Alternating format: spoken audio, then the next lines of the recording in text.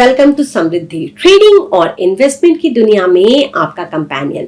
हमारे आज के इस वीडियो में हम ये जानेंगे कि फ्यूचर्स के प्राइस कैसे मूव होते हैं, स्टॉक फ्यूचर्स क्या होते हैं, इंडेक्स फ्यूचर्स क्या होते हैं, क्यों आपको स्टॉक फ्यूचर्स में ट्रेड नहीं करना चाहिए और इंडेक्स फ्यूचर्स में ट्रेड करने के क्या बेनिफिट्स हो सकते हैं। हमारे पिछले वीडियो में हमने आपको एफएनओ से जुड़े रिस्क से अवेयर कराया था। अगर आपने वो वीडियो नहीं देखा है तो उसका लिंक आपको डिस्क्रिप्शन बॉक्स में मिल जाएगा, वीडियो को जरूर देखिएगा। फ्यूचर्स में ट्रेड करने से पहले उससे जुड़े रिस्क को जानना बहुत जरूरी है। आज हम ये समझेंगे कि फ्यूचर्स के प्राइसेस कैसे मूव करते हैं। अगर स्टॉक्स या अंडरलाइंग ऊपर जाता है तो फ्यूचर्स कैसे बिहेव करते हैं।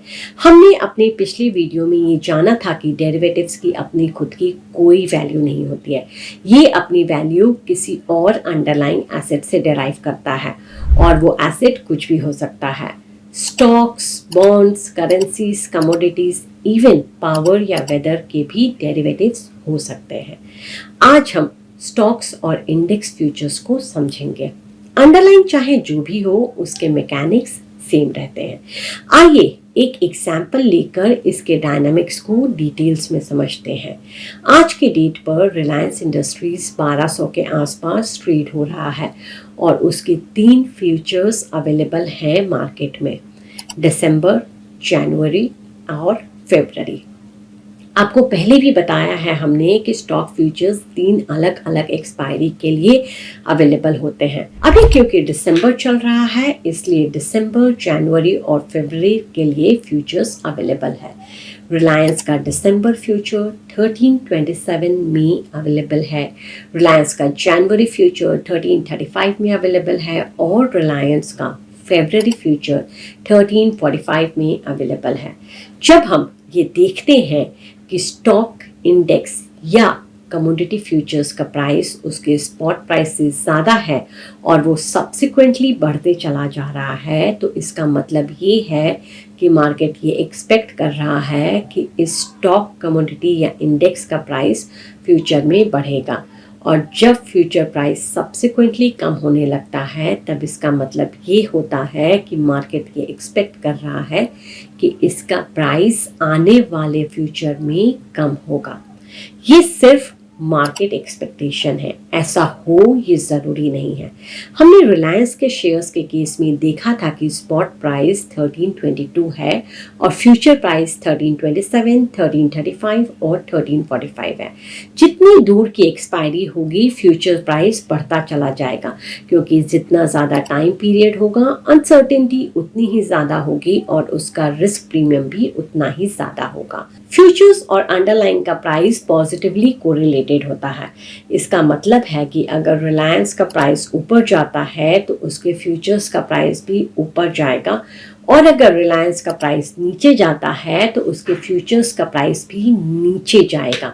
कितना नीचे जाएगा या कितना ऊपर जाएगा? ऑलमोस्ट उतना ही जितना कि स्टॉक्स का प्राइस ऊपर या नीचे गया है। यह इसलिए क्योंकि फ्यूचर्स का डेल्टा ऑलमोस्ट 1 होता है। अब ये डेल्टा क्या होता है? डेल्टा, गामा, थीटा, वेगा ये सब ऑप्शंस के ग्रीक्स हैं। इसके बारे में हम तब समझेंगे जब हम ऑप्शंस को समझेंगे। फिलहाल एक एग्जांपल लेते हैं। अगर रिलायंस के शेयर्स का प्राइस 1322 से बढ़कर 1372 हो जाता है तो उसके दिसंबर फ्यूचर का प्राइस 1327 से बढ़कर लगभग 1377 हो जाएगा और जैसे जैसे ये फ्यूचर्स कॉन्ट्रैक्ट एक्सपायरी की तरफ जाएगा स्पॉट और फ्यूचर्स का प्राइस मर्ज होते चला जाएगा।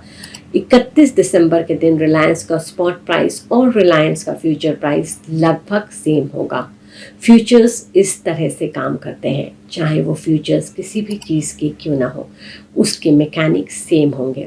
वहीं दूसरी तरफ ऑप्शंस इस तरीके से काम नहीं करते हैं। उनका प्राइस बहुत फ्लक्चुएट होता है और कुछ ऑप्शंस की वैल्यू एक्सपायरी तक 0 भी हो जाती है। हम अपने आने वाले वीडियोस में जानेंगे कि ऐसा क्यों होता है। स्टॉक्स को अंडरलाइन बनाकर जो फ्यूचर्स बिकते हैं उनको स्टॉक फ्यूचर्स कहते हैं।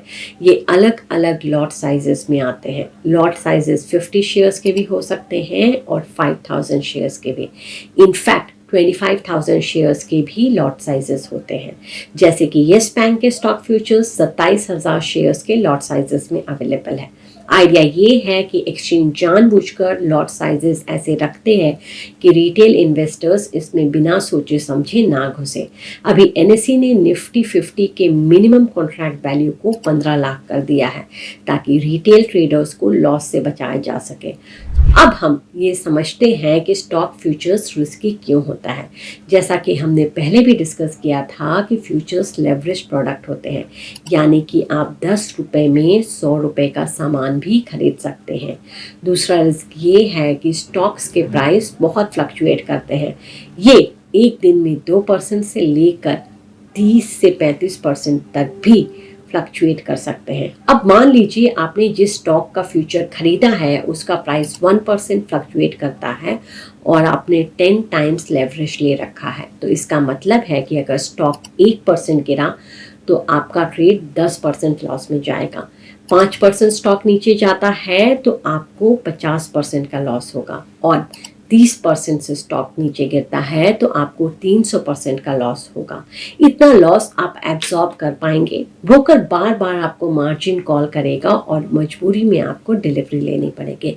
इसलिए स्टॉक्स फ्यूचर्स इतने ज़्यादा रिस्की होते हैं। जो आप मूवीज़ में देखते हैं, न्यूज़ में सुनते हैं कि स्टॉक मार्केट में लोग कर्ज में आ गए हैं, वो दरअसल स्टॉक फ्यूचर्स की वजह से ज़्यादातर होता है। मैं पर्सनली इससे दूर रहती हूँ और आपको भी यही सलाह दूंगी। अब इंडेक्स फ्यूचर्स की बात करते हैं। इंडेक्स फ्यूचर्स भी रिस्की होते हैं, लेकिन स्टॉक फ्यूचर्स की तरह नहीं, क्योंकि किसी भी इंडेक्स को 1 से 2% से ज़्यादा मूव करना मुश्किल होता है। जो इंडेक्स जितना ज़्यादा वेल डाइवर्सिफाइड है और जिसमें जितनी ज़्यादा ब्लू चिप स्टॉक्स है वो उतने ईजी फॉर ट्रेड होते हैं, जैसे कि निफ्टी। वहीं दूसरी तरफ बैंक निफ्टी के कंपैरिजन में बहुत ज़्यादा वॉलेटाइल है। जहाँ वॉलेटिलिटी ज़्यादा है वहाँ पैसे भले ही ज़्यादा मिल जाए, लेकिन रिस्क भी वहाँ कई गुना होता है। अगर आपको फ्यूचर में ट्रेड करना ही है तो आप इंडेक्स फ्यूचर में ट्रेड कर सकते हैं, लेकिन पहले इसके बारे में पढ़िए, इसे समझ लीजिए किसी से, क्योंकि ये भी कम रिस्की नहीं होते हैं। हमारे अगली वीडियोस में हम ये सीखेंगे कि ऑप्शंस कैसे ट्रेड होते हैं। क्या वो फ्यूचर्स के कंपैरिजन में ज़्यादा रिस्की होते हैं या कम रिस्की होते हैं? क्या आपको ऑप्शंस में ट्रेड करना चाहिए, और अगर आप उसमें ट्रेड कर रहे हैं तो आपको किन किन बातों का ध्यान रखना चाहिए। आई होप आपको ये वीडियो अच्छा लगा। अगर आपको ये वीडियो अच्छा लगा तो प्लीज़ लाइक बटन को हिट कीजिए और हमारे चैनल को सब्सक्राइब कीजिए। अपने दोस्तों के साथ इस वीडियो को ज़रूर शेयर कीजिए और बेल आइकन पर प्रेस कीजिए ताकि आने वाले वीडियोस की जानकारी आपको मिलती रहे।